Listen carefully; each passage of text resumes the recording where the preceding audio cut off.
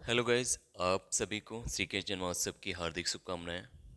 मैं ईश्वर से प्रार्थना करता हूं कि आप और आपके परिवार पर भगवान श्री कृष्ण की अत्यंत कृपा बनी रहे। इस वीडियो में हम मौर्य वंश और सम्राट अशोक से संबंधित सभी क्वेश्चंस को सॉल्व करेंगे। ये questions Lucent objective book plus जो आपकी यूथ कंपटीशन टाइम्स की बुक है उससे लिए गए हैं। तो अंत तक वीडियो में बने रहिएगा। अगर आपको वीडियो पसंद आए तो चैनल को लाइक शेयर एंड सब्सक्राइब अधिक संख्या में करिएगा। चलिए क्वेश्चन नंबर पहले से देखते हैं। तो क्वेश्चन नंबर फर्स्ट है कि चाणक्य का अन्य नाम था। ऑप्शन ए है भट्ट स्वामी, बी है विष्णुगुप्त, सी है राजशेखर और डी है विशाखादत्त। ये लगभग सभी क्वेश्चंस की जो थ्योरी है वो पिछले वीडियो में हम कर चुके हैं। अगर आपने पिछला वीडियो नहीं देखा है मौर्य वंश और सम्राट अशोक के संबंधित, तो वो थ्योरी क्लास 6 से यूपी पैट की जो सीरीज चल रही है उसमें आपकी प्ले लिस्ट में मिल जाएगा। ठीक है, और डिस्क्रिप्शन बॉक्स में भी मैं लिंक डाल दूंगा। तो क्वेश्चन नंबर फर्स्ट का करेक्ट आंसर रहेगा ऑप्शन बी, यानी विष्णुगुप्त। इनका चाणक्य का दूसरा नाम विष्णुगुप्त भी था। इनको कौटिल्य भी कहा जाता था। ठीक है। क्वेश्चन नंबर सेकंड है कि निम्नलिखित में से किसकी तुलना मैकियावेली के प्रिंस से की जाती है। तो ऑप्शन ए है कालिदास का मालवा, मालवा की अग्निमित्रम। सेकंड है कौटिल्य का अर्थशास्त्र। तीसरा है आपका वात्स्यायन का कामसूत्र। डी है तिरुवल्लुवर का तिरुकुरुल। तो किस पुस्तक की जो तुलना है वो मैकियावेली के प्रिंस पुस्तक से की जाती है। तो इसका करेक्ट आंसर रहेगा ऑप्शन बी, यानी कौटिल्य का अर्थशास्त्र। ठीक है, कौटिल्य के अर्थशास्त्र की तुलना मैकियावेली के प्रिंस से की जाती है। क्वेश्चन नंबर थर्ड है कि वह शासक कौन था जिसने इस राज सिंहासन पर बैठने के लिए अपने बड़े भाई सुसीम की हत्या कर दी थी। ऑप्शन ए है अशोक, बी है अजातशत्रु, सी है कनिष्क, डी है सिमूक। ये एसएससी सन 2002 में आया हुआ क्वेश्चन है। तो क्वेश्चन 3 का करेक्ट आंसर रहेगा आपका ऑप्शन ए, यानी अशोक। यह माना जाता है कि अशोक ने अपने सिंहासन पर बैठने के लिए लगभग अपने 99 भाइयों की हत्या की थी, उसके बाद ये सिंहासन पर बैठे थे। ठीक है, तो इस बीच में उन्हें 4 साल का वक्त लगा था। क्वेश्चन नंबर 4 है कि निम्न में से सम्राट अशोक की वह पत्नी कौन थी जिसने उसको प्रभावित किया था। ऑप्शन ए चंडालिका, बी चारुलता, सी गौतमी या डी कारुबाकी। तो क्वेश्चन नंबर 4 का करेक्ट आंसर रहेगा ऑप्शन डी, यानी कारुबाकी। कारुबाकी वह पत्नी थी जिसकी वजह से अशोक बहुत प्रभावित हुए और उन्हीं की याद में एक रॉक एडिक्ट भी बनाया। रॉक जो आपका अभिलेख था 13वां, वो रानी का अभिलेख कहा जाता है। क्वेश्चन नंबर 5 है कि अशोक ने अपने सभी अभिलेखों में एक रूपता से किस प्राकृत का प्रयोग किया है। Option A Ardhamagadhi, B Sauraseni, C Magadhi, D Angika. ये एसएससी संदर्भ में आया हुआ क्वेश्चन है। तो क्वेश्चन नंबर 5 का करेक्ट आंसर रहेगा ऑप्शन ए, यानी अर्धमागधी। अर्धमागधी भाषा का प्रयोग किया गया है अशोक ने अपने सभी अभिलेखों में, लगभग सभी अभिलेखों में अर्धमागधी भाषा का यानी अर्धमागधी प्राकृत भाषा का प्रयोग किया है। क्वेश्चन नंबर 6 है कि बिंदुसार ने विद्रोहियों को कुचलने के लिए अशोक को कहाँ भेजा था। बिंदुसार अशोक के पिता थे। तो ऑप्शन ए है स्वर्णगिरी, बी है तक्षशिला, सी है उज्जैनी, डी है वैशाली। क्वेश्चन नंबर 6 का करेक्ट आंसर रहेगा ऑप्शन बी, तक्षशिला। ठीक है, तो अशोक को यानी बिंदुसार ने जो उनके पिता थे उन्होंने विद्रोहियों को कुचलने के लिए अशोक को तक्षशिला भेजा था। ठीक है। क्वेश्चन नंबर 7, क्वेश्चन नंबर 7 है कि निम्नलिखित में से वह व्यक्ति कौन है जिसका नाम देवान प्रियदर्शी भी था। Option A Ashok, B Chandragupta, C Gautam Buddha या डी महावीर। ये एसएससी में भी आए हुए क्वेश्चन है और उत्तराखंड पीसीएस में भी है। तो क्वेश्चन नंबर 7 का करेक्ट आंसर रहेगा ऑप्शन ए, यानी अशोक। ठीक है, पुराणों में अशोक को अशोक वर्धन कहा गया है और इनके कई अभिलेखों में अशोक का नाम अशोक देवान अशोक का नाम देवान प्रियदर्शी कहा गया है। ठीक है, यानी देवताओं को जो प्रिय हो। क्वेश्चन नंबर 8 है कि निम्नलिखित में से प्राचीनतम राजवंश कौन सा है। Option A Maurya, C B Gupta, C Kushan या डी कंडव। तो इन चारों में से सबसे प्राचीन मौर्य वंश और जो सबसे पहला मौर्य वंश सबसे पहला राजवंश था तो वो ऑप्शन ए, यानी मौर्य वंश था। ठीक है, यानी इन चारों में सबसे पुराना वंश है वो मौर्य वंश था और सबसे पहला साम्राज्य मौर्य साम्राज्य था। ठीक है। क्वेश्चन नंबर 9 है कि कौटिल्य चाणक्य, यानी एक ही व्यक्ति है, किसका प्रधानमंत्री था। ऑप्शन ए चंद्रगुप्त सेकंड का, चंद्रगुप्त मौर्य का, अशोक का या अजातशत्रु का। तो इसका करेक्ट आंसर रहेगा क्वेश्चन नंबर 9 का करेक्ट आंसर रहेगा ऑप्शन बी, यानी चंद्रगुप्त मौर्य का प्रधानमंत्री था कौटिल्य चाणक्य, जिनकी वजह से चंद्रगुप्त मौर्य ने नंदवंश के अंतिम शासक घनानंद को परास्त करके मौर्य वंश की स्थापना की थी। ठीक है, ये जो चंद्रगुप्त सेकंड है ये चंद्रगुप्त विक्रमादित्य के नाम से प्रसिद्ध हुए और ये गुप्त वंश से संबंधित है। ठीक है, जबकि अशोक चंद्रगुप्त मौर्य के पोते थे और अजातशत्रु इनसे पहले हर्यनका डायनेस्टी में थे। ठीक है। Next question, question number 10। Kalinga विजय के उपरांत अशोक महान ने निम्नलिखित किस धर्म को अंगीकार कर लिया था? ऑप्शन ए जुडाइज्म, बी बौद्ध, सी हिंदू या डी जैन। अब यहाँ अशोक की बात हो रही है तो अशोक के मैं सभी जितने भी उनसे रिलेटेड, चाहे चंद्रगुप्त मौर्य हों, बिंदुसार हों या अशोक हों, इन सभी के धर्मों की बात करूँगा। तो चंद्रगुप्त मौर्य ने अपने अंतिम समय में, या चंद्रगुप्त मौर्य अंतिम समय में जैन बन गए थे। ठीक है। वो जैन धर्मावलंबी हो गए थे और लास्ट में उन्होंने सिबन बेलगोला में संलेखना के कारण अपनी मृत्यु स्वीकार की थी। ठीक है। यानी चंद्रगुप्त मौर्य जो इनके अशोक के दादाजी थे वो जैन धर्मावलंबी थे, जबकि बिंदुसार इनके पिताजी ये आजीवक संप्रदाय से संबंधित थे। तथा जो अशोक थे, जिन्हें अशोक महान कहा गया है, ये कलिंग युद्ध के बाद इन्होंने बौद्ध धर्म में दीक्षित हो गए थे, यानी उपगुप्त ने इन्हें बौद्ध धर्म की दीक्षा दी थी। ठीक है। तो इसका करेक्ट आंसर रहेगा ऑप्शन बी, यानी बौद्ध धर्म। Question number 11। चंद्रगुप्त के शासन विस्तार में किसने मुख्य रूप से मदद की थी? Option A Chand Shuddhodhan, B Umagupt, C Chanakya या डी शुद्रक। तो क्वेश्चन नंबर 11 का करेक्ट आंसर रहेगा ऑप्शन सी, यानी चाणक्य। ठीक है। यानी चाणक्य की वजह से ही ये माना जाता है कि चंद्रगुप्त अपना शासन स्थापित करने में सफल रहे थे। उन्होंने नंद वंश को समाप्त किया और मौर्य वंश की स्थापना की, और इसमें जो मुख्य योगदान रहा है वो चाणक्य का रहा था। ठीक है। Question number 12। सांची किस कला व मूर्ति कला का निरूपण करता है? ऑप्शन ए जैन, बी बौद्ध, सी मुस्लिम या डी ईसाई। तो क्वेश्चन नंबर 12 का करेक्ट आंसर रहेगा ऑप्शन बी, यानी बौद्ध धर्म। ठीक है। ये सांची एक बौद्ध स्तूप है और सबसे बड़ा बौद्ध स्तूप है जो अशोक ने अपने शासनकाल में बनवाया था। ठीक है। नेक्स्ट क्वेश्चन है क्वेश्चन नंबर 13। प्राचीन भारत का वह प्रसिद्ध शासक जिसने अपने जीवन के अंतिम दिनों में जैन धर्म को अपनाया था? तो ये मैं अभी डिस्कस कर चुका हूँ। Option A Chandragupta Maurya, B Ashok, C Samudragupta या डी बिंदुसार। तो क्वेश्चन नंबर 13 का करेक्ट आंसर रहेगा ऑप्शन ए, यानी बिंदुसार। ठीक है। बिंदुसार ने अपने अंतिम दिनों में जैन धर्म को अपना लिया था, और जैन धर्म के अनुसार ही संलेखना करके, यानी उपवास रख के अब उन्होंने अपनी मृत्यु को स्वीकारा श्रवण बेलगोला कर्नाटक में। ठीक है। Question number 14। मौर्य साम्राज्य की स्थापना किसने की थी? Option A Bindusar, B Chandragupta Maurya, C Ashok या डी बिंबिसार। तो इसका करेक्ट आंसर रहेगा ऑप्शन बी, यानी चंद्रगुप्त मौर्य। ठीक है। चंद्रगुप्त मौर्य ने मौर्य साम्राज्य की स्थापना की थी नंद वंश के अंतिम शासक घनानंद की हत्या करके। ठीक है। चंद्रगुप्त मौर्य के बाद गद्दी पर बिंदुसार बैठे जो इनके पुत्र थे। बिंदुसार के बाद उनके पुत्र अशोक ने शासन संभाला था। ठीक है। जबकि ये जो बिंबिसार हैं ये हर्यंक डायनेस्टी से थे, और हर्यंक डायनेस्टी की, यानी हर्यंक वंश की स्थापना इन्होंने ही की थी। नेक्स्ट क्वेश्चन है क्वेश्चन नंबर 15। मौर्य साम्राज्य में प्रचलित मुद्रा का नाम क्या था? ऑप्शन ए पण, बी तोल, सी कांकड़ी या डी दीनार। तो क्वेश्चन नंबर 15 का करेक्ट आंसर रहेगा ऑप्शन ए, यानी पण। ठीक है। यानी मौर्य साम्राज्य में प्रचलित मुद्रा का नाम पण था। नेक्स्ट क्वेश्चन है क्वेश्चन नंबर 16। निम्नांकित में से कौन मौर्य वंश का शासक नहीं है? Option A Ajatashatru, B Chandragupta Maurya, C Ashok या डी बिंदुसार। ये आरआरबी सन 2005 में आया हुआ क्वेश्चन है। तो क्वेश्चन नंबर 16 का करेक्ट आंसर रहेगा ऑप्शन ए, यानी अजातशत्रु। ठीक है। जबकि चंद्रगुप्त मौर्य, अशोक और बिंदुसार ये तीनों ही मौर्य वंश से संबंधित हैं। नेक्स्ट क्वेश्चन है क्वेश्चन नंबर 17। निम्नलिखित में से अशोक का उत्तराधिकारी कौन था? Option A Kunal, B Bindusar, C Rahul या इनमें से कोई नहीं। तो क्वेश्चन नंबर 17 का करेक्ट आंसर रहेगा ऑप्शन ए, यानी कुणाल। ठीक है। यानी सबसे पहले अगर मैं मौर्य वंश की बात करूं तो सबसे पहले मौर्य वंश की स्थापना करने वाले सब प्रथम थे चंद्रगुप्त मौर्य। चंद्रगुप्त मौर्य के बाद बिंदुसार गद्दी पर बैठे, बिंदुसार के बाद अशोक, अशोक के बाद कुणाल। ठीक है। और सबसे अंतिम शासक हुए थे दशरथ, जिनकी हत्या पुष्यमित्र शुंगा ने की थी। नेक्स्ट क्वेश्चन है क्वेश्चन नंबर 18। मुद्रा राक्षस का लेखक निम्न में से कौन है? तो मुद्रा राक्षस का लेखक इनमें से कौन है? ऑप्शन ए अश्वघोष, बी विशाखादत्त, सी कालिदास या डी वहास। तो क्वेश्चन नंबर 18 का करेक्ट आंसर रहेगा ऑप्शन बी, यानी विशाखादत्त। ठीक है।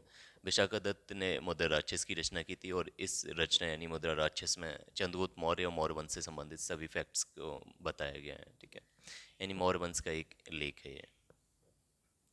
नेक्स्ट क्वेश्चन है क्वेश्चन नंबर 19। विशाखादत्त के प्राचीन भारतीय नाटक मुद्रा राक्षस, मुद्रा राक्षस की विषय वस्तु क्या है, यानी मुद्रा राक्षस में क्या दे रखा है? ऑप्शन ए प्राचीन हिंदू जनश्रुति के देवताओं और राक्षसों के बीच संघर्ष के बारे में मुद्रा राक्षस में वर्णन है। बी है कि एक आर्य राजकुमार और एक कबीलाई महिला की प्रेम कथा है।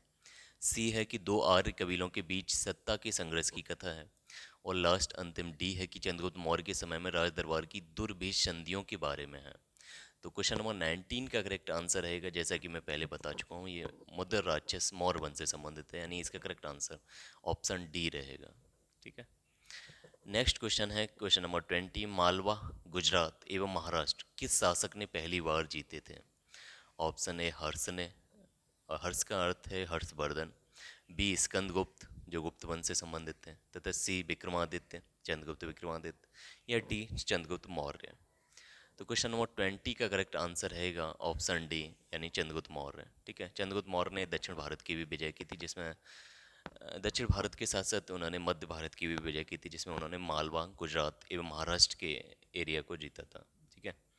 Question number 21। किसने सहिष्णुता, उदारता और करुणा के त्रिविध आधार पर राजवंश की स्थापना की? ऑप्शन ए अशोक ने, बी ए अकबर ने, सी रणजीत सिंह ने, या डी शिवाजी ने। तो क्वेश्चन नंबर 21 का करेक्ट आंसर रहेगा ऑप्शन ए, यानी शिवाजी। ठीक है। सॉरी, ऑप्शन ए यानी अशोक। ठीक है। अशोक ने सहिष्णुता, उदारता और करुणा के त्रिविध आधार पर राजवंश की स्थापना की थी। नेक्स्ट क्वेश्चन है क्वेश्चन नंबर 22। निम्नलिखित में से किस शहर में अशोक के शिलालेख मौजूद नहीं है? यानी किस शहर में अशोक के शिलालेख नहीं पाए जाते? ऑप्शन ए गिरनार में, बी कांधार में, सी पाटलिपुत्र में, या डी टोपरा में। तो क्वेश्चन नंबर 22 का करेक्ट आंसर रहेगा ऑप्शन सी, यानी पाटलिपुत्र। ठीक है। पाटलिपुत्र में उन्होंने कोई भी शिलालेख नहीं बनाया गया, और कोई भी अभी तक कोई शिलालेख नहीं मिला है। ठीक है। तो इसका करेक्ट आंसर रहेगा option C, Pataliputra. Question number 23 है आपका, अर्थशास्त्र का लेखक समकालीन था, यानी अर्थशास्त्र का जो भी लेखक है वो किसके समकालीन था? ऑप्शन ए अशोक के, बी चंद्रगुप्त के, ऑप्शन सी चंद्रगुप्त विक्रमादित्य के, या डी समुद्रगुप्त के। ये एओ में आया हुआ क्वेश्चन है, तो इसका करेक्ट आंसर रहेगा ऑप्शन बी, यानी चंद्रगुप्त मौर्य के। ठीक है। चंद्रगुप्त मौर्य के समकालीन थे चाणक्य या विष्णुगुप्त, या जिन्हें कौटिल्य भी कहा जाता है, उन्होंने अर्थशास्त्र की रचना की थी। अर्थशास्त्र की जो किताब है उसकी जो मेन थीम है, मुख्य विषय वस्तु है, तो वो आपकी राजनीति है। ठीक है। नेक्स्ट क्वेश्चन है क्वेश्चन नंबर 24। नंद वंश के पश्चात मगध पर किस राजवंश ने शासन किया? यानी नंद वंश के बाद कौन सा राजवंश आया था? Option A Maurya, C B Shunga, C Gupt, या डी कुणाड। ठीक है। D Kushan, sorry. तो इसका करेक्ट आंसर रहेगा ऑप्शन ए, यानी मौर्य वंश। नंद वंश की स्थापना महापद्म नंद ने की थी, और इसका जो अंतिम शासक था वो घनानंद था, जिसकी हत्या चंद्रगुप्त मौर्य ने की। और चंद्रगुप्त मौर्य ने नंद वंश के अंतिम शासक घनानंद को हराकर मौर्य वंश की स्थापना की थी। ठीक है। नेक्स्ट क्वेश्चन है क्वेश्चन नंबर 25। मौर्य काल में शिक्षा का सर्वाधिक प्रसिद्ध केंद्र था? Option A Vaishali, B Nalanda, C Takshashila, या डी उज्जैनी। तो क्वेश्चन नंबर 25 का करेक्ट आंसर रहेगा ऑप्शन सी, यानी तक्षशिला। ठीक है। तक्षशिला मौर्य काल में शिक्षा का सर्वाधिक प्रसिद्ध केंद्र था, और जहाँ के आचार्य चाणक्य भी थे। ठीक है। नेक्स्ट क्वेश्चन है क्वेश्चन नंबर 26 मेगस्थनीज की पुस्तक का नाम क्या था? क्वेश्चन नंबर 26 में पूछा है कि मेगस्थनीज की पुस्तक का नाम क्या है? तो ऑप्शन ए है अर्थशास्त्र, बी ऋग्वेद, शिव पुराण, या डी इंडिका। तो अर्थशास्त्र की रचना कौटिल्य ने की थी। कौटिल्य या जिन्हें चाणक्य भी कहा जाता है। जबकि वेदों की किसी किसी ने रचना नहीं की है। वेद, ऋग्वेद एक्चुअली श्रुति हैं जो भगवान के द्वारा सुनी गई, लेकिन इनकी जो कंपाइलेशन किया है वो वेद व्यास और कई ऋषियों ने मिलकर किया है। इसी प्रकार से पुराण भी वेद व्यास ने लिखे हैं, जबकि इंडिका ये मेगस्थनीज की रचना है। ठीक है। Next question number 27। जिसके ग्रंथ में चंद्रगुप्त मौर्य का विशिष्ट रूप से वर्णन हुआ है वह है? ऑप्शन ए भास्कर, शूद्रक, सी विशाखादत्त, या डी अशोक घोष। तो क्वेश्चन नंबर 27 का करेक्ट आंसर रहेगा ऑप्शन सी, यानी विशाखादत्त। ठीक है। तो विशाखादत्त की जो रचना है मुद्रा राक्षस, उसमें चंद्रगुप्त मौर्य के शासनकाल का वर्णन किया गया है। Question number 28। वह स्रोत जिसमें पाटलिपुत्र के प्रशासन का वर्णन उपलब्ध है वह है? ऑप्शन ए दिव्यावदान, बी अर्थशास्त्र, सी इंडिका, डी अशोक के शिलालेख। तो क्वेश्चन नंबर 28 का करेक्ट आंसर रहेगा ऑप्शन सी, यानी इंडिका। मेगास्थनीज की इंडिका में पाटलिपुत्र के प्रशासन का वर्णन किया गया है। ठीक है। नेक्स्ट क्वेश्चन है क्वेश्चन नंबर 29। अशोक के शिलालेखों में प्रयुक्त भाषा है? ऑप्शन ए संस्कृत, बी प्राकृत, सी पाली, या डी हिंदी। तो क्वेश्चन नंबर 29 का करेक्ट आंसर रहेगा ऑप्शन बी, यानी प्राकृत भाषा है। ठीक है। अशोक के सभी शिलालेखों में अर्धमागधी प्राकृत भाषा का प्रयोग किया गया है। नेक्स्ट क्वेश्चन, क्वेश्चन नंबर 30, निम्नलिखित में से किस मौर्य राजा ने दक्कन की विजय प्राप्त की? Option A Ashok, B Chandragupta, C Bindusara, D Kunala. तो क्वेश्चन नंबर 30 का करेक्ट आंसर रहेगा ऑप्शन बी यानी चंद्रगुप्त मौर्य। ठीक है, चंद्रगुप्त मौर्य ने दक्कन की विजय प्राप्त की थी। ठीक है, और अंत में जब उनकी मृत्यु यानी अपने अंतिम दिनों में वो जैन धर्मावलंबी बन गए थे, वो कर्नाटक में श्रवण बेलगोला में उन्होंने शल्यलेखना से अपनी मृत्यु की वो प्राप्त किया था। ठीक है, क्वेश्चन नंबर 31, मेगास्थनीज ने भारतीय समाज को कितनी श्रेणियों में विभाजित किया है? ऑप्शन ए 4, बी 5, सी आपका 6 या डी 7। तो क्वेश्चन नंबर 31 का करेक्ट आंसर रहेगा ऑप्शन डी यानी 7। ठीक है, मेगास्थनीज ने भारतीय समाज को 7 श्रेणियों में विभाजित किया, और ये सभी श्रेणियों का जो डिस्क्रिप वीडियो बना चुका हूँ, वो पिछले वीडियो में सारी श्रेणियाँ वगैरह बता चुका हूँ। ठीक है, आप चाहें तो वो वीडियो जरूर देखिएगा। नेक्स्ट क्वेश्चन है क्वेश्चन नंबर 32, कौटिल्य के अर्थशास्त्र में किस पहलू पर प्रकाश डाला गया है? ऑप्शन ए धार्मिक जीवन पर, बी राजनीतिक जीवन पर, सी धार्मिक जीवन पर, सॉरी ऑप्शन ए था आर्थिक जीवन, बी राजनीतिक जीवन, सी आपका धार्मिक जीवन तथा डी है सामाजिक जीवन। तो कौटिल्य के अर्थशास्त्र में क्वेश्चन नंबर 32 का करेक्ट आंसर रहेगा ऑप्शन बी यानी राजनीतिक जीवन पर, राजनीतिक नीतियों पर, शासन संबंधी जितनी भी नीतियां थी उन सब पर प्रकाश डाला गया है। ठीक है, उससे संबंधित है अर्थशास्त्र। क्वेश्चन नंबर 33 है, निम्न में से कौन सा क्षेत्र अशोक के साम्राज्य में सम्मिलित नहीं था? ऑप्शन ए है अफगानिस्तान, बी बिहार, सी श्रीलंका, डी कलिंग। तो क्वेश्चन नंबर 33 का करेक्ट आंसर रहेगा ऑप्शन सी श्रीलंका। ठीक है, श्रीलंका अशोक के साम्राज्य में शामिल नहीं था, जबकि अफगानिस्तान, बिहार, कलिंग ये तीनों ही प्रदेश अशोक के साम्राज्य में सम्मिलित थे। नेक्स्ट क्वेश्चन है क्वेश्चन नंबर 34, पाटलिपुत्र को किस शासक ने सर्वप्रथम अपनी राजधानी बनाया था? ऑप्शन ए चंद्रगुप्त मौर्य ने, बी अशोक महान ने, सी चंद्रगुप्त विक्रमादित्य ने या डी कनिष्क ने। तो क्वेश्चन नंबर 34 का करेक्ट आंसर है ऑप्शन ए यानी चंद्रगुप्त मौर्य ने। ठीक है, चंद्रगुप्त मौर्य ने पाटलिपुत्र को सबसे पहले अपनी राजधानी बनाया। नेक्स्ट क्वेश्चन है क्वेश्चन नंबर 35, पाटलिपुत्र में स्थित चंद्रगुप्त का जो महल है वो मुख्यतः किस चीज़ से बना हुआ है? तो पाटलिपुत्र में स्थित चंद्रगुप्त का महल ऑप्शन ए ईंटों का बना हुआ है, बी पत्थर का, सी लकड़ी का या डी मिट्टी का। तो क्वेश्चन नंबर 35 का करेक्ट आंसर रहेगा आपका ऑप्शन नंबर सी यानी लकड़ी का महल है। ठीक है, यानी पाटलिपुत्र में जो चंद्रगुप्त मौर्य का महल मिला है वो पाट लकड़ी के से बना हुआ मिला है। ठीक है, यानी पाटलिपुत्र में कुम्हरार जगह पर 80 खम्भों वाला एक महल मिला है, ये सभी खम्भे लकड़ी से बने हुए थे। Next question, question number 36, question number 36 है कि बराबर की गुफाओं का उपयोग किसने आश्रय गृह के रूप में किया? ऑप्शन ए आजीविकों ने, बी थारुओं ने, सी जैनों ने या डी तांत्रिकों ने।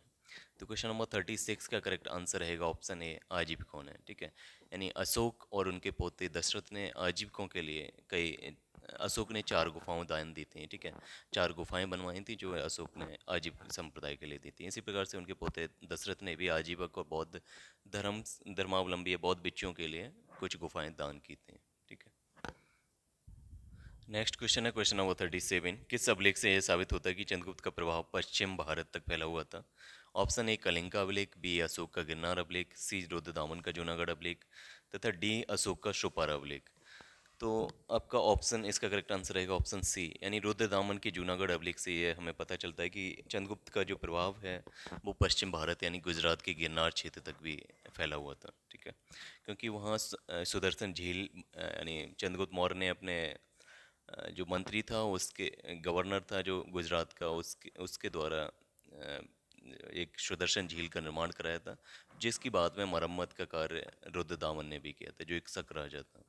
और यह वही झील है जिसका गुप्त वंश में स्कंदगुप्त ने भी इसकी मरम्मत कराई थी। ठीक है, तो इस जूनागढ़ के अभिलेख से यह पता चलता है कि चंद्रगुप्त का प्रभाव पश्चिम भारत यानी गिरनार के क्षेत्र तक भी स्थापित था।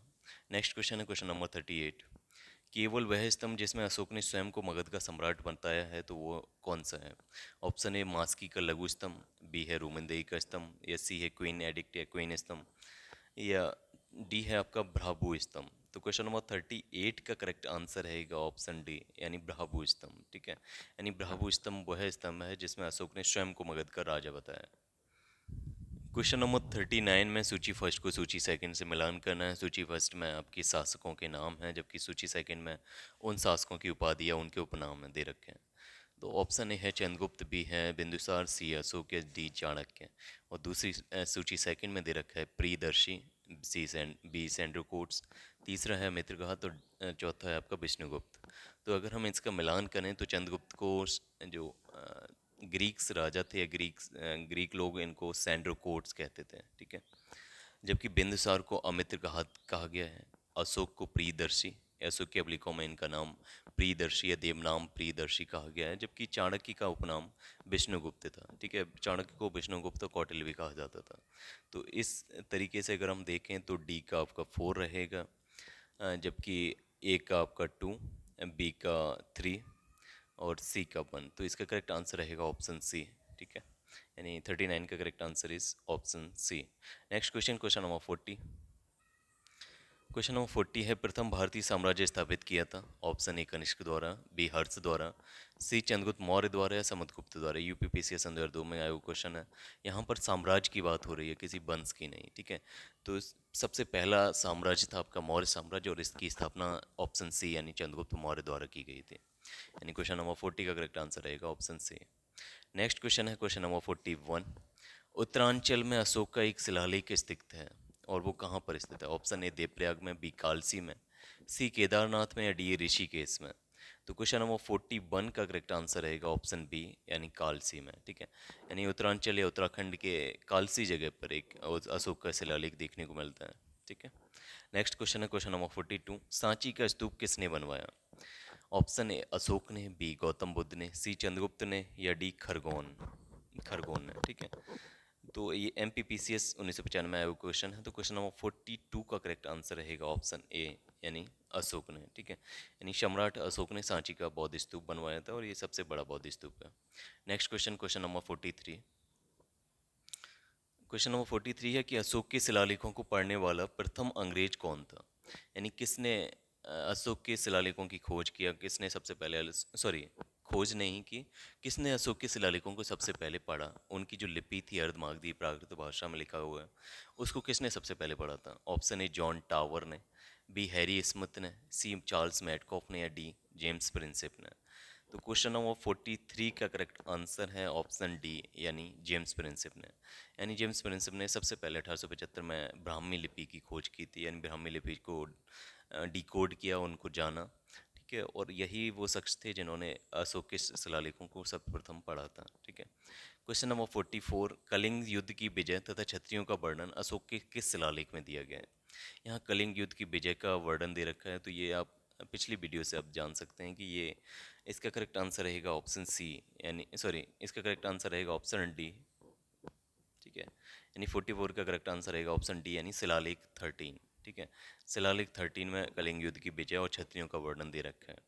नेक्स्ट क्वेश्चन है क्वेश्चन नंबर 45। प्रसिद्ध यूनानी राजदूत मेगस्थनीज भारत में किसके दरबार में आए थे। ऑप्शन ए अशोक के, बी हर्षवर्धन के, सी चंद्रगुप्त मौर्य के या डी हेमू के।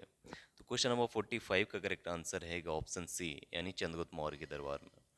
जो चंद्रगुप्त मौर्य ने सर्वप्रथम मौर्य साम्राज्य की स्थापना की थी और इन्हीं के दरबार में मेगस्थनीज जो एक यूनानी राजदूत थे, सेल्यूकस के दूत भी थे, इनका आगमन हुआ था चंद्रगुप्त मौर्य के दरबार में, ठीक है। और इन्होंने मेगस्थनीज ने बाद में इंडिका नामक पुस्तक भी लिखी थी। नेक्स्ट है क्वेश्चन नंबर 46। क्वेश्चन नंबर 46 है कि चंद्रगुप्त मौर्य ने सेल्यूकस को कब पराजित किया। ऑप्शन ए 352 ईसा पूर्व में, 305 ईसा पूर्व में, सी है 173 ईसा पूर्व में या डी 261 ईसा पूर्व में। तो क्वेश्चन नंबर 46 का करेक्ट आंसर रहेगा ऑप्शन बी यानी 305 ईसा पूर्व में। 305 ईसा पूर्व में चंद्रगुप्त मौर्य ने सेल्यूकस को पराजित किया। सेल्यूकस ने अपनी पुत्री हेलिना का विवाह चंद्रगुप्त मौर्य के साथ किया और इसी के एवज में दहेज के रूप में उन्होंने 4 प्रांतों को, 4 राज्यों को अशोक को दान में दिया था, ठीक है, सॉरी चंद्रगुप्त मौर्य को दान में दिया था। Question number 47। निम्नलिखित में से कौन सा राजा प्राय जनता के संपर्क में रहता था। Option A Chandragupta Maurya, B Ashok, C Chandragupta Vikramaditya, D Bindusara. Question number 47 का करेक्ट आंसर रहेगा ऑप्शन बी यानी अशोक। यानी क्वेश्चन नंबर 47 का करेक्ट आंसर ऑप्शन बी यानी अशोक है, ठीक है। अशोक अपने जनता के संपर्क में रहते थे, यानी अशोक के जो शिलालेख थे उनसे वो जनता से अपने शासन संबंधी सभी नियम कायदे, अपने सभी विचारों को जनता तक पहुंचाते थे, ठीक है। कलिंग युद्ध के बाद भेरी गोसा से उन्होंने धम्म गोसा की तरफ मुख किया, यानी पहले रणभेरी से लोगों को जीतते थे, बाद में वो धम्म की चर्चा करके धर्म से वो लोगों के दिलों को जीतने लगे, ठीक है। और इसी धम्म विजय में उन्होंने बहुत सारे अभिलेखों का अलग अलग अपने राज्यों में, जो अपना मौर्य साम्राज्य था उसमें और उसके बाहर भी अन्य पड़ोसी राज्यों में भी उन्होंने अपने धर्म संबंधी जो अभिलेख थे उन सभी को स्थापित किया, और उन्हीं के थ्रू वो जनता से सीधे संपर्क में रहते थे। नेक्स्ट क्वेश्चन है क्वेश्चन नंबर 48। अशोक ने 261 ईसा पूर्व में कलिंग को जीतने के बाद क्या किया? ऑप्शन ए, अपने राज्य की सीमा बढ़ाई। बी, विश्व विजय के लिए निकल पड़े। सी, बाहरी रक्तपात देखकर युद्ध की नीति को सदा के लिए त्याग दिया। डी, उपयुक्त में से कोई नहीं। तो क्वेश्चन नंबर 48 का करेक्ट आंसर रहेगा ऑप्शन सी, यानी 261 ईसा पूर्व में कलिंग को जीतने के बाद उनका हृदय विचलित हो गया इतना सारा भारी रक्तपात देखकर, और उसके बाद उन्होंने जो भेरी घोषा थी, यानी भेरी रणभेरी बजाकर जो लोगों के दिलों को जीतते थे, एरिया को बढ़ाते थे, अपने साम्राज्य को एक्सपेंड करते थे, उस युद्ध की नीति को उन्होंने त्याग दिया और सदा के लिए एक शांति के मार्ग पर, एक धम्म के मार्ग पर, एक धर्म के मार्ग पर निकल पड़े, ठीक है, और धम्म घोषणा को अपना लिया। नेक्स्ट है क्वेश्चन नंबर 49। तो 48 का करेक्ट आंसर ऑप्शन सी रहेगा, ठीक है। तो क्वेश्चन नंबर 49, अशोक के अधिकांश अभिलेख किस भाषा और लिपि में है? तो ऑप्शन ए है प्राकृत व ब्राह्मी लिपि, बी है संस्कृत व ब्राह्मी लिपि, ऑप्शन सी है पाली व ब्राह्मी लिपि, या डी, इनमें से कोई नहीं, ठीक है। यहाँ पर अधिकांश की बात की है, ठीक है। अशोक के शिलालेख अरामाइक लिपि, खरोष्टी लिपि, इन सभी में मिलते हैं, लेकिन यहाँ अधिकांश अभिलेख की बात हो रही है।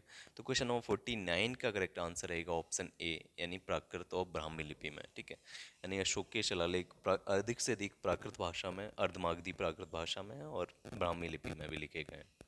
Next question, question number 50। Next question है क्वेश्चन नंबर 50, किस ग्रंथ में चंद्रगुप्त मौर्य के लिए ब्रसल, ब्रसल का अर्थ होता है निम्न कुल का, नीचे कुल का, ठीक है, शब्द का प्रयोग किया गया, यानी ब्रसल शब्द का प्रयोग किया गया किस ग्रंथ में? ऑप्शन ए, ब्राह्मण साहित्य में, बी, जैन साहित्य में, सी, मुद्रा राक्षस में, डी, बौद्ध ग्रंथ में।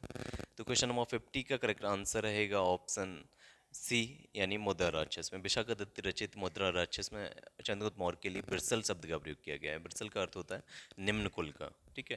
नेक्स्ट क्वेश्चन है क्वेश्चन नंबर 51, मौर्य नरेश के बारे में निम्न में से कौन सा कथन सही है? उन्होंने विकास किया था, यानी मौर्य नरेशों ने किस चीज़ का विकास किया था? ऑप्शन ए, संस्कृति, कला व साहित्य का, बी, सोने के सिक्के चलाए, तीसरा है प्रांतीय विभाजन किया, तथा चौथा है हिंदू कुश तक का साम्राज्य स्थापित किया। ऑप्शन कूट दे रखे हैं कि केवल पहला सही है, यानी संस्कृत, कला व साहित्य, इन पर विकास किया, इनका विकास किया, केवल इतना सही है। बी है केवल सेकंड सही है, इन्होंने केवल सोने के सिक्के चलाए और कुछ नहीं किया। तीसरा है केवल फर्स्ट, सेकंड एंड थर्ड, यानी संस्कृति, कला व साहित्य, सोने के सिक्के तथा प्रांतीय विभाजन किया, यानी हिंदू कुश तक साम्राज्य इनका स्थापित नहीं था, यानी ऑप्शन सी ये है। डी है केवल फर्स्ट, थर्ड एंड फोर्थ, यहाँ पर सेकंड को छोड़ दिया गया है कि यानी ये मान रहे हैं कि सोने के सिक्के इन्होंने नहीं चलवाए। तो क्वेश्चन नंबर 51 का करेक्ट आंसर रहेगा ऑप्शन डी, यानी अर्थात पहला, तीसरा और चौथा सही है, जबकि सेकंड गलत है। यानी मौर्य नरेशों ने संस्कृति, कला व साहित्य, प्रांतीय विभाजन, यानी इनका जो पूरा साम्राज्य था उसका प्रांतीय विभाजन था, इन्होंने संस्कृति, कला व साहित्य पर जोर दिया। इसी के साथ साथ इनका जो साम्राज्य था वो हिंदकुश तक फैला हुआ था, जबकि इन्होंने ये सोने के सिक्कों से किसी भी तरीके से संबंधित नहीं है, ठीक है, इन्होंने सोने के सिक्के नहीं चलवाए थे। नेक्स्ट क्वेश्चन है क्वेश्चन नंबर 52। यहाँ पर कथन और कारण दे रखा है। कथन है कि अशोक ने कलिंग को मौर्य साम्राज्य में जोड़ लिया था। कारण दे रखा है, कलिंग दक्षिण भारत को आने वाले स्थलीय एवं समुद्री मार्गों को नियंत्रित करता है, इस वजह से अशोक ने कलिंग को मौर्य साम्राज्य में जोड़ लिया। तो ऑप्शन ए दे रखा है कि कथन और कारण दोनों सही हैं, और आर यानी जो कारण है वो कथन की सही व्याख्या करता है।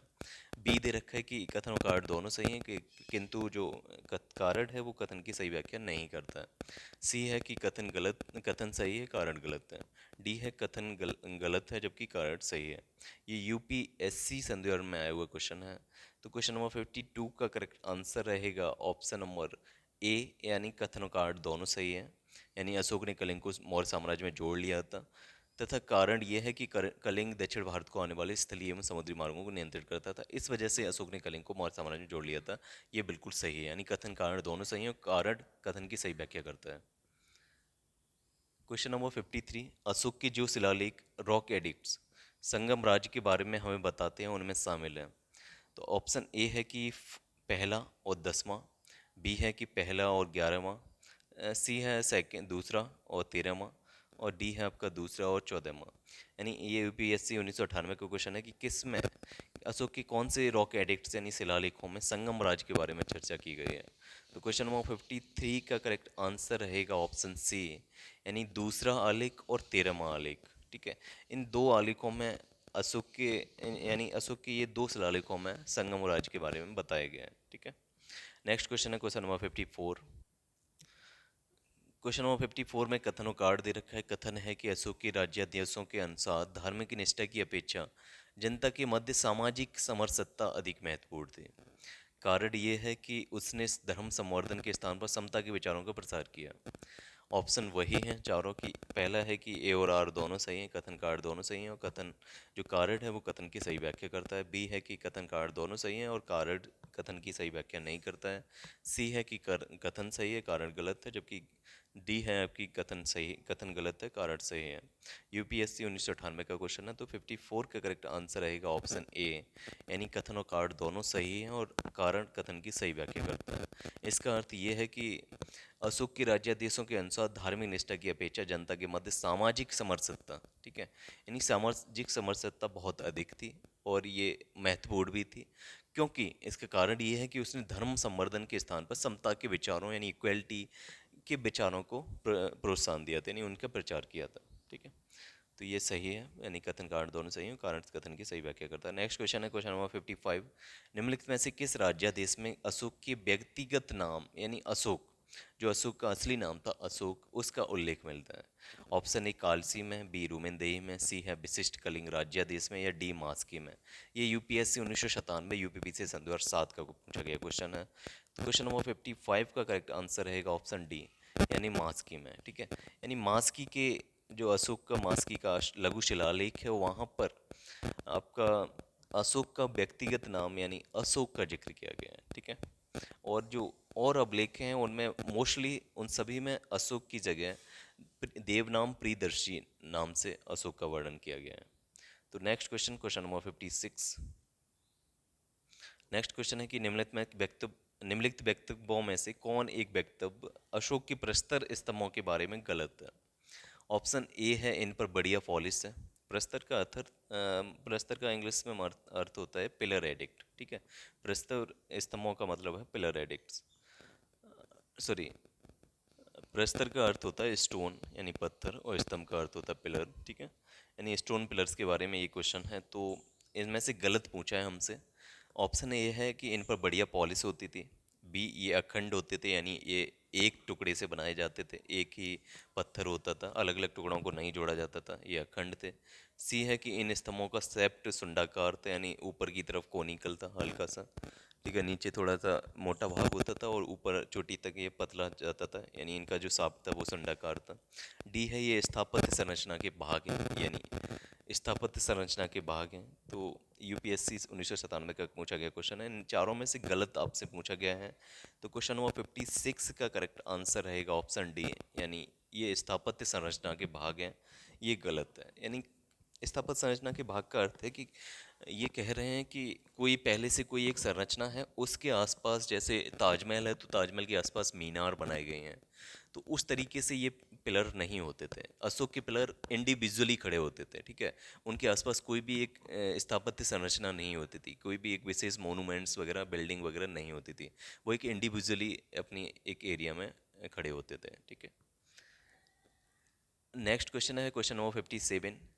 श्रीनगर की स्थापना किस मौर्य शासक ने की थी।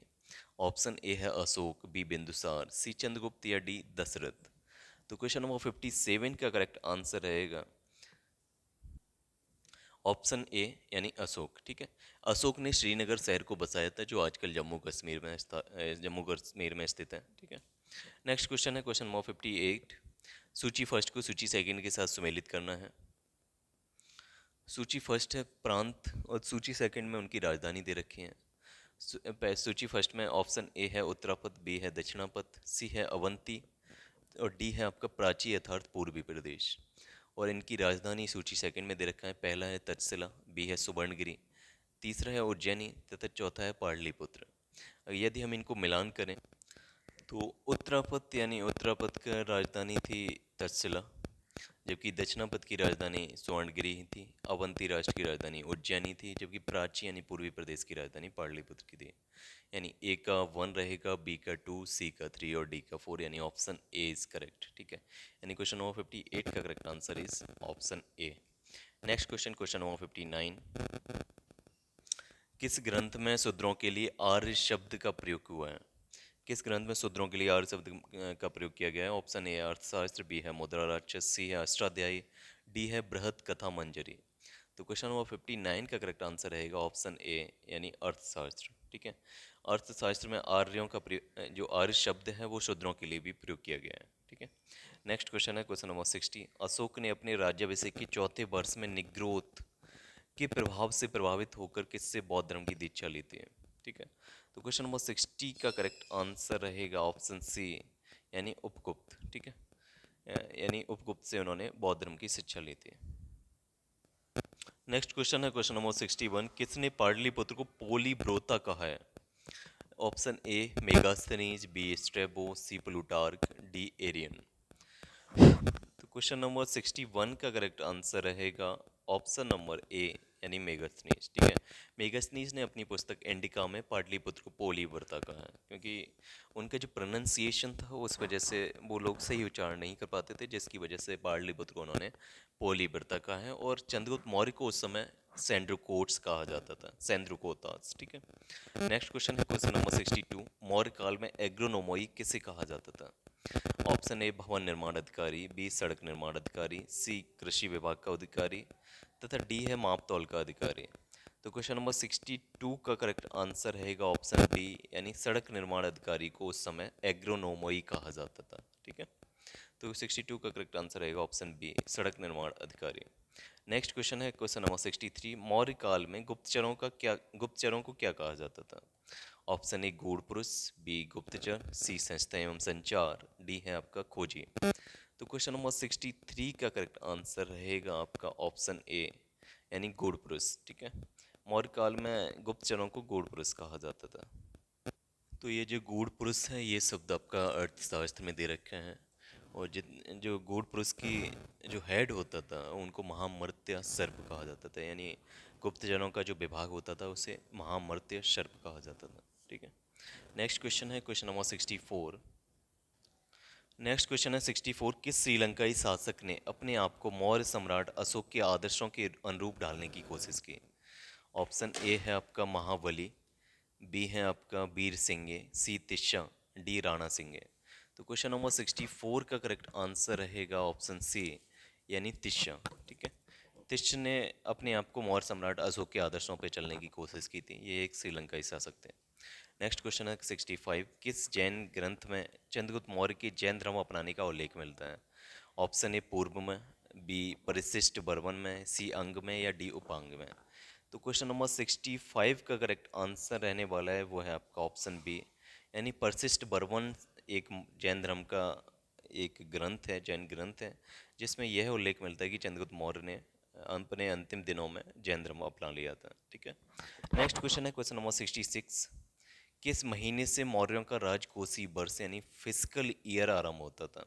ऑप्शन ए फागुन, यानी जिसे मार्च कहा जाता है, बी है आषाढ़ जुलाई, सी ज्येष्ठ या जून, डी है आपका पौष माघ या जनवरी फरवरी। तो क्वेश्चन नंबर 66 का करेक्ट आंसर रहेगा ऑप्शन बी, यानी आषाढ़ अर्थात जुलाई। आषाढ़ मास से मौर्यों का राजकोषीय वर्ष यानी फिस्कल ईयर स्टार्ट होता था। नेक्स्ट है 67। निम्नलिखित में से किन किन दक्षिण भारतीय जातियों का उल्लेख अशोक के शिलालेख में किया गया है? Option A Chola, Pallava, Pandya, Satyaputra, B पांचवा केरल पुत्र, छठा है विष्णुकुंड। तो क्वेश्चन नंबर 67 का यानी ऑप्शन ए दे रखा है 1 3 4 5, बी है 1 2 3 4, सी है 2 3 4 5 एंड डी है 3 4 5 6। यानी ये जो छह राज्य हैं इनमें से कितने राज्यों का अशोक के शिलालेखों में वर्णन किया गया है? तो क्वेश्चन नंबर 67 का करेक्ट आंसर रहेगा ऑप्शन ए, यानी 1 3 4 एंड 5। ठीक है, अर्थात चोल वंश, आपका पांड्य वंश, आपका सतीपुत्र तथा केरल पुत्र, इन 4 प्रदेशों का वर्णन अशोक के दूसरे शिलालेख में किया गया है। ठीक है, यानी अशोक का जो सेकंड मेजर शिलालेख है, सेकंड मेजर रॉक एडिक्ट है, उसमें चोल, पांड्या, सतीपुत्र और केरल पुत्र, इन चारों राज्यों का, संगम राज्यों का वर्णन किया गया है। ठीक है, नेक्स्ट क्वेश्चन है क्वेश्चन नंबर 68। अशोक के बारे में जानने के लिए सबसे महत्वपूर्ण स्रोत कौन सा है? ऑप्शन ए आहत मुद्रा, जिसे पंचमार्क कॉइन्स कहा जाता था, बी है शिलालेख, सी है यूनानी लेख, या डी है बौद्ध साहित्य। तो क्वेश्चन नंबर 68 का करेक्ट आंसर रहेगा ऑप्शन बी, यानी शिलालेख। ठीक है, रॉक एडिक्ट्स अशोक के बारे में जानने के लिए सबसे महत्वपूर्ण स्रोत हैं। ठीक है, क्वेश्चन नंबर 69। अशोक के काल में कौन सी लिपि दक्षिण भारत में परिवर्तित हुई थी? ऑप्शन ए ब्राह्मी लिपि, बी अरामाइक, सी खरोष्टी, या डी यूनानी।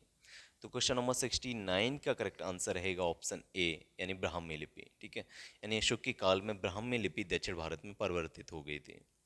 Next question, question number 70।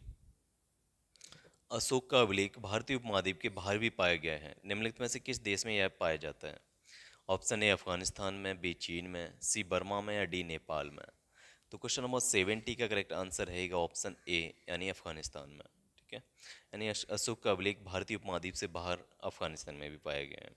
Next question है क्वेश्चन नंबर 71। अत्यंत पॉलिश किए गए एकास्म एकास्म अशोक स्तंभ जिस पुंड रंजित बालू काश्म के एकल टुकड़ों में तचित किए गए, उसे साधारणतः कहाँ की खदानों से निकाला गया है? ऑप्शन ए मिर्जापुर के समीप चूनार की खानों से, बी लौरिया नंदनगढ़ से, सी वाराणसी के समीप सारनाथ से, या डी भुवनेश्वर के समीप उदयगिरी से। तो क्वेश्चन नंबर 71 का करेक्ट आंसर रहेगा ऑप्शन ए, यानी मिर्जापुर के समीप चूनार से इस अशोक स्तंभों का जो बेस है वो लिया गया है। ठीक है, क्वेश्चन नंबर 72। भारतीय लिखने की कला नहीं जानते, यह किसकी उक्ति है? ऑप्शन ए कौटिल्य की, बी प्लिनी की, सी है आपकी प्लूटार्क की, या डी मेगास्थनीज की। तो क्वेश्चन नंबर 72 का करेक्ट आंसर है ऑप्शन डी, यानी मेगास्थनीज ने। ठीक है, तो मेगास्थनीज ने अपनी पुस्तक इंडिका में यह कहा है कि भारतीय लिखने की कला नहीं जानते। Question number 73। किस मौर्य साम्राज्य ने एक विदेशी राजा सीरिया के एंटीकोट्स फर्स्ट से अंजीर, शराब और दार्शनिक को भारत भेजने का आग्रह किया था? यानी 3 चीज़ें सीरिया के एंटीकोट्स फर्स्ट से मांगी थी एक भारतीय राजा ने, तो आपको उनका नाम बताना है। ऑप्शन ए है चंद्रगुप्त, बी बिंदुसार, सी अशोक, या डी कुणाल। ये चारों ही राज्य मौर्य साम्राज्य से संबंधित हैं। तो क्वेश्चन नंबर 73 का करेक्ट आंसर रहेगा ऑप्शन बी, यानी बिंदुसार। ठीक है, बिंदुसार ने सीरिया के एंटीकोट से ये 3 चीज़ें मांगी थी, जिसमें पहला था अंजीर, दूसरा शराब, तीसरा दार्शनिक। तो इसकी तीनों डिमांड्स में से 2 डिमांड पूरी कर दी गई थी एंटीकोस फर्स्ट ने। उन्होंने अंजीर और शराब को भेज दिया था, लेकिन फिलोसफर यानी दार्शनिक को नहीं भेजा था। नेक्स्ट क्वेश्चन है क्वेश्चन नंबर 74। अशोक द्वारा कलिंग पर चढ़ाई की जानकारी के लिए कौन सबसे महत्वपूर्ण स्रोत है? Option A Mahavamsa, B Divyavadana, C है आपके 13वां व्रत शिलालेख, और डी है 7वां स्तंभ शिलालेख। तो क्वेश्चन नंबर 74 का करेक्ट आंसर रहेगा ऑप्शन सी, यानी कलिंग युद्ध से संबंधित कुछ भी पूछा जाए तो आपको 13वां शिलालेख याद रखना है। ठीक है, यानी 13वां बृहद शिलालेख में कलिंग पर चढ़ाई की जानकारी के बारे में हमें महत्वपूर्ण स्रोत है। ठीक है, नेक्स्ट क्वेश्चन है, और ये इस वीडियो का अंतिम क्वेश्चन होगा, क्वेश्चन नंबर 75। बिंदुसार की मृत्यु के समय अशोक किस प्रांत का गवर्नर था? Option A Ujjain, B Takshashila, C Suvarnagiri, या डी तोसली। तो क्वेश्चन नंबर 75 का करेक्ट आंसर रहेगा ऑप्शन ए, यानी उज्जैन। ठीक है, बिंदुसार यानी इनके अशोक के पिता की मृत्यु के समय अशोक उज्जैन के गवर्नर यानी उज्जैन के शासक थे। ठीक है, तो अभी इतना ही, यानी 75 क्वेश्चन सॉल्व करते हैं। इसके बाद जो वीडियो आएगा वो थोड़ा छोटा वीडियो होगा, उसमें ल्यूसेंट की इस पुस्तक से बचे हुए सभी क्वेश्चंस तथा यूथ कंपटीशन टाइम्स की पुस्तक से सभी क्वेश्चंस को सॉल्व किया जाएगा। अगर आपको वीडियो पसंद आया हो तो चैनल को सब्सक्राइब करिएगा, वीडियो को लाइक करिए और अधिक से अधिक संख्या में इस वीडियो को शेयर करिएगा। जय हिंद, शुक्रिया, धन्यवाद।